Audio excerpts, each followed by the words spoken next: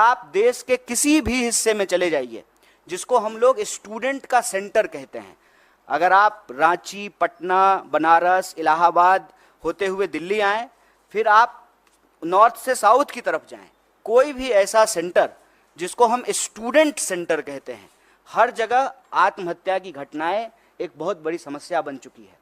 राजस्थान में हमारी सरकार ने इसको गंभीरता से लिया और काउंसलिंग करने के लिए, हेल्प प्रोवाइड करने के लिए हमारी सरकार ने योजना बनाई। और आप सबने देखा होगा, इस बार के भी न्याय पत्र में हम भर्ती विधान लेकर के आए हैं, और भर्ती विधान में हम 3 बात प्रमुखता से कह रहे हैं। एक, सारी वैकेंसी भरी जाएगी, सारी वैकेंसी। बताइए, हर 5 साल में चुनाव हो जाता है, कोरोना के टाइम पर भी चुनाव हो गया, सब कुछ बंद रहा, देश में जनगणना नहीं हुआ, लेकिन चुनाव हुआ टाइम पे। तो जब 5 साल में प्रधानमंत्री बदल जाते हैं, 5 साल में जो है एमपी बदल जाते हैं, एमएलए बदल जाते हैं, मुख्यमंत्री बदल जाते हैं, सब कुछ टाइम पे होता है, तो एग्जामिनेशन क्यों नहीं टाइम पे हो सकता है? एग्जामिनेशन का ऑलरेडी एक कैलेंडर होता है, उस कैलेंडर के हिसाब से आप एग्जामिनेशन कंडक्ट कराइए। और दूसरा, बार बार जो प्रश्न पत्र लीक होते हैं, जो परीक्षा में धांधली होती है, उसमें हम एक नए करे कानून के प्रावधान की आवश्यकता महसूस करते हैं। और हमने भर्ती विधान में ये रखा कि जब हमारी सरकार आएगी तो हम प्रश्न पत्र लीक करने वाले लोगों पर कड़ी कार्रवाई करेंगे, क्योंकि ऐसा देखने को मिला है कि जो लोग शिक्षा माफिया हैं, उनका सरकार से सीधे साठगांठ है।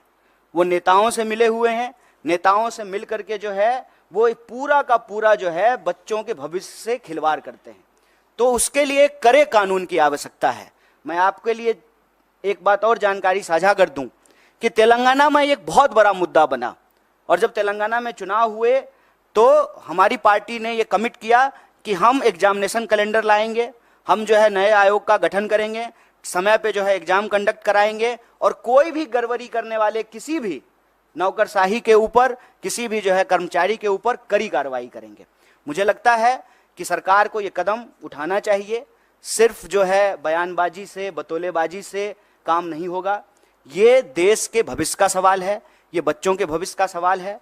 और नेट को लेकर के, नीट को लेकर के, देश के अंदर होने वाले किसी भी एग्जाम को लेकर के कांग्रेस पार्टी ने, हमारे राष्ट्रीय अध्यक्ष ने कहा है कि सुप्रीम कोर्ट की निगरानी में इसकी एक उच्च स्तरीय जांच हो, और अगर आवश्यकता पड़े, गड़बड़ियां इस लेवल पे अगर पाई जाए, तो इसको एग्जामिनेशन को रिकंडक्ट कराया जाए। अगर जो लोग कंप्लेन लेकर के गए और कुछ लोगों का नंबर जो है 720 में से 720 कर दिया गया, तो बाकी लोग जो भी कंप्लेन कर रहे हैं उसकी भी सुनवाई होना चाहिए, उसका रिड्रेसल होना चाहिए।